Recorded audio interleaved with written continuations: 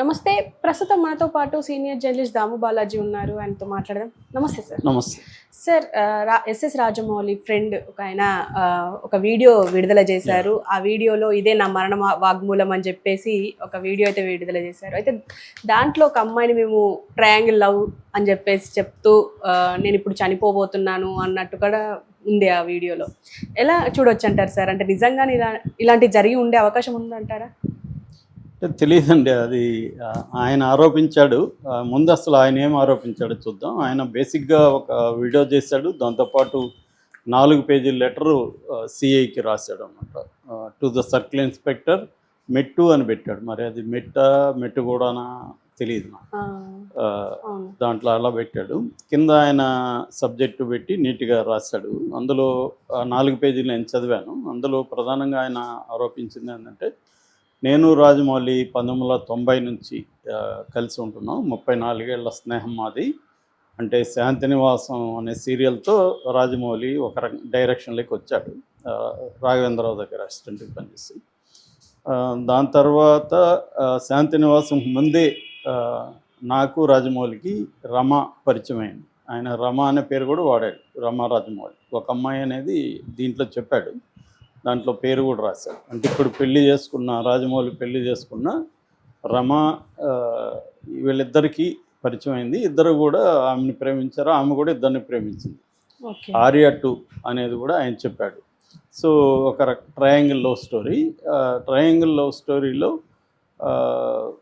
ఇద్దరు ప్రేమించారు కాబట్టి ఎవరో ఒకరు వదులుకుంటే ఒకరు త్యాగరాజు అవ్వాలి. సో నేను రాజమౌళిని త్యాగరాజు అవ్వమన్నాను. రాజమౌళి అడిగాడు నువ్వు సాక్రిఫైస్ చెయ్యని. నేనేమన్నా అంటే లేదు ముగ్గురం కలిసి ఉందాం అని చెప్పాను. చండాలంగా ఉంటుంది అన్నాడు రాజమౌళి. సరే ఒక పని చేద్దాం, నేను పెళ్లి చేసుకుని బెట్టింగ్ అంటాను, నలుగురు కలిసి ఉందాం అన్నాను, అది ఇంకా చండాలంగా ఉంటుంది అన్నాడు. ఇదే రాశాడు అన్నమాట ఆయన. సో అన్నాడు. దాని తర్వాత సరే మనం కెరియర్లు స్టార్ట్ చేస్తున్నాం కదా, ఇప్పుడు ఎందుకులే గొడవ అని నేనే సాక్రిఫైస్ చేశాను. దాంతో అతను పెళ్లి చేసుకున్నాడు. ఆ తర్వాత కూడా మేము బాగానే ఉన్నాము. ఈవెన్ యమదొంగకు కూడా నేను ఎగ్జిక్యూటివ్ ప్రొడ్యూసర్ అని నాకు 1, 2, 3, 4 అని కూడా వేసాడు కార్డు.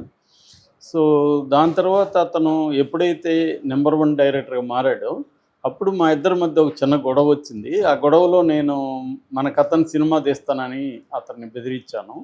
దాంతో అతను వీడెక్కడ మొత్తం బయట పెట్టేస్తాడేమో అని చెప్పి అక్కడి నుంచి నాకు టార్చర్ చూపించడం మొదలుపెట్టాడు. సో ఈ టార్చర్ని భరించలేకపోతున్నాను. సో నా వయసు ఇప్పుడు 54 ఏళ్ళు. నేనేదో పబ్లిసిటీ కోసం ఇంకో దానికోసమో ఇలా చెప్పాల్సిన అవసరం లేదు. ఎందుకంటే నేను చచ్చిపోబోతున్నవాడికి పబ్లిసిటీ అవసరం లేదు. ఇది మరణ వాంగ్మూలంగా గుర్తించండి. యాక్చువల్గా మా ఇద్దరి జర్నీ తెలిసిన వాళ్ళు దాదాపు 1000 మంది ఉన్నారు అని చెప్పి కొంతమంది పేర్లు వాళ్ళ ఫోన్ నెంబర్లు కూడా ఇచ్చాడు. ఎంఎం కీరవాణి, చంద్రశేఖర్ ఎల్ఐటి, గున్నం గంగరాజు, అను రాఘవపొడి, Mythri movies CEO Cherry, Valli madam అని ఇచ్చాడు. వల్లి మేడం అంటే కీరవాణి అనుకుంటాను. తర్వాత ఆర్టీవీ రవిచంద్ర, ఈయన పిఆర్ఓ. సో వీళ్ళందరి ఫోన్ నెంబర్లు ఇచ్చి ఇది ఇచ్చాడు. ఇలాగా కనీసం 1000 మందికి ఇండస్ట్రీలో మా ఇద్దరి స్నేహం గురించి తెలుసు అని కూడా చెప్పాడు. అట్లా ఒకవేళ నా మాట మీరు నమ్మకపోతే రాజమౌళికి లై డిటెక్టర్ టెస్ట్ చేయండి, దాంట్లో ఖచ్చితంగా నిజం బయటపడుతుంది అని కూడా ఆయన అన్నాడు. సో ఇది ఇప్పుడు కలకలం లేపుతుంది. ఎందుకంటే రాజమౌళి మామూలుగా వివాదాలకి రాడు. ఆయన ఇప్పుడు కూడా బయట కూడా ఆయన చాలా వివాదరహితంగా ఉంటాడు. వివాదమైన స్టేట్మెంట్లు ఇవ్వడం అట్లా ఉండడు. ఆయన బేసిక్గా పాజిటివ్ యాంగిల్లో పాపులర్ అయ్యాడు తప్ప నెగిటివ్ యాంగిల్లో అవ్వలేదు ఇప్పుడు కూడా. రెండోది ఈయన ఇంకొక ఆరోపణ కూడా చేశాడు. చాలామందిని తొక్కేశాడు. ముఖ్యంగా వివి వినాయక్ను, తర్వాత పూరి జగన్నాథ్ను, ఇలా అంటే ఇప్పుడు కూడా ఎవరు అనిల్ రావిపూడి, సుకుమార్ను కూడా తొక్కేయబోతున్నాడు. సురేందర్ రెడ్డిని, గుణశేఖర్ని, శంకర్ని వీళ్ళందరినీ కూడా అతను తొక్కేశాడని చెప్పాడు. తొక్కేసాడని చెప్పడానికి కూడా ఒక విచిత్రమైన ఇది తీసుకొచ్చాడు. అదేంటంటే రాజమౌళికి క్షుద్ర విద్యలు వచ్చు, ఈ క్షుద్ర విద్యలను ఉపయోగించి అతను చేసేసాడు.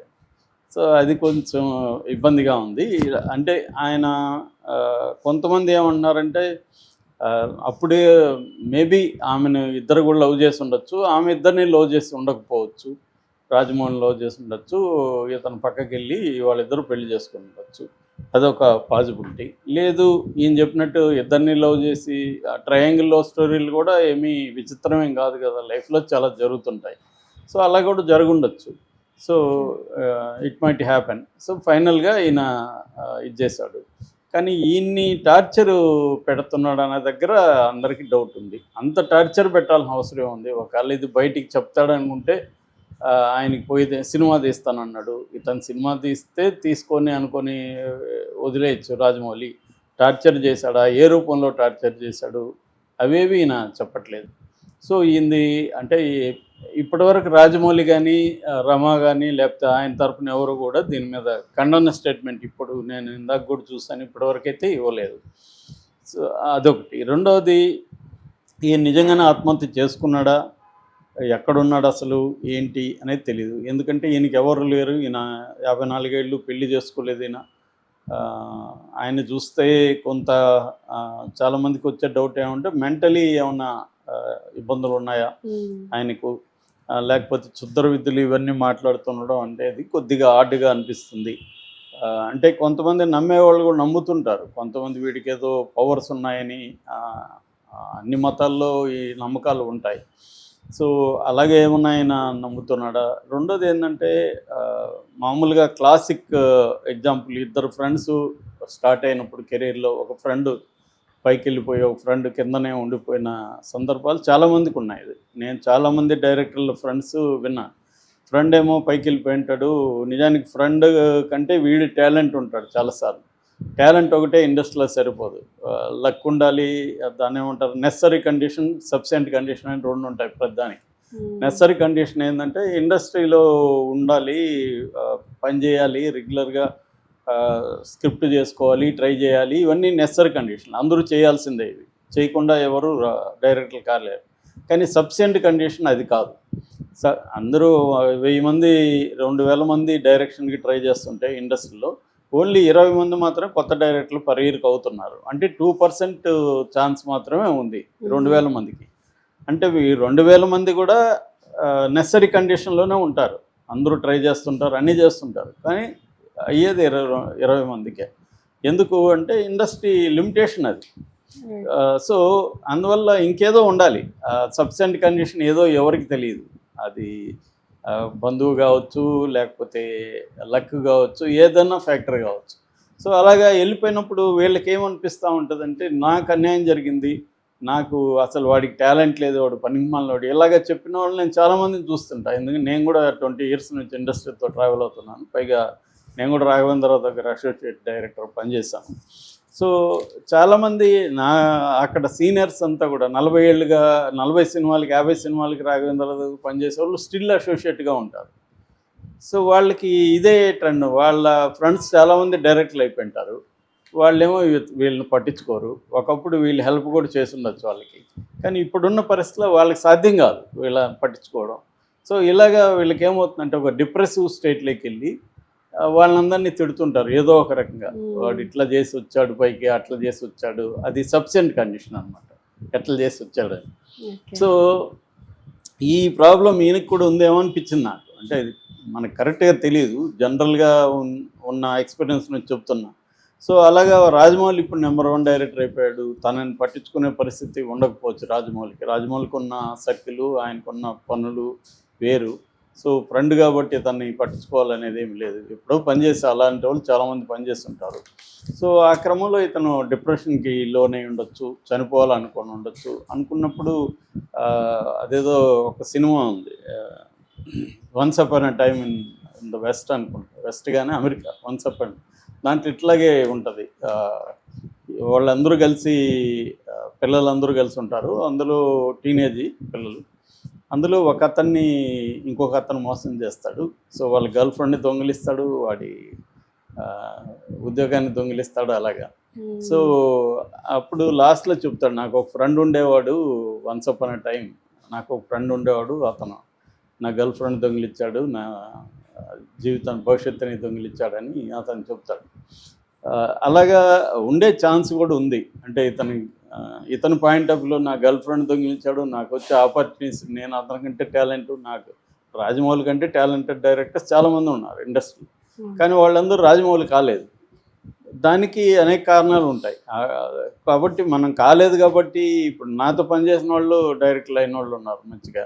సో ఇప్పుడు వాళ్ళని చూసి మనం కుళ్ళుకోనో లేకపోతే ఇబ్బంది పడి, అంటే ఎవరి లైఫ్ వాళ్ళది, ప్రతి ఒక్కరికి ఒక లైఫ్ ఉంటుంది, దాంతో నువ్వు సాటిస్ఫై కాకుండా ఉన్నప్పుడు కూడా ఇలాంటివి వస్తాయి. పైగా ఇతనికి ఏ రకమైన హోప్ లేదు, అంటే ఫాస్ట్ లేదు, ప్రజెన్స్ లేదు, ఫ్యూచర్ కూడా లేదు.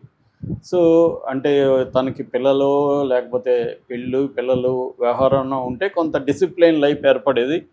ఇంకా సినిమా కాకపోతే వేరే దగ్గర ఏదో పని చేసుకొని ఇవాళ ఆపర్చునిటీస్ బోల్డ్ ఉన్నాయి, కొంత సెటిల్ అయ్యిండేది. అలాంటి వాళ్ళని చాలామందిని చూస్తున్నాం. అలా సెటిల్ అయ్యి పిల్లలు అమెరికాలో లేకపోతే మంచి జాబులకి వెళ్ళి వీళ్ళ లైఫ్స్ సెటిల్ అయ్యి వీళ్ళ ఊర్లో పొలం ఏదో కొద్దిగా రేట్లు పెరిగి ఇలాగ అయిన వాళ్ళ చాలామంది వాళ్ళు ఉన్నారు. వాళ్ళకి ఇంత అసంతృప్తి ఉండదు, ఎందుకంటే ఏదో ఒక రకమైన లైఫ్ వాళ్ళకి వచ్చింది కాబట్టి. ఇతనికి ఏమీ లేదనేది అర్థమవుతుంది. ఇతనికి లైఫ్ కంప్లీట్గా పోయింది, ఫ్యూచర్ హోప్ లేదు.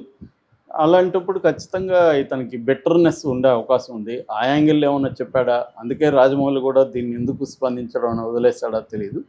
ఏదేమైనా దురదృష్టకరం అనిపిస్తుంది, ఆయన చూస్తే జాలి అయితే వేస్తుంది.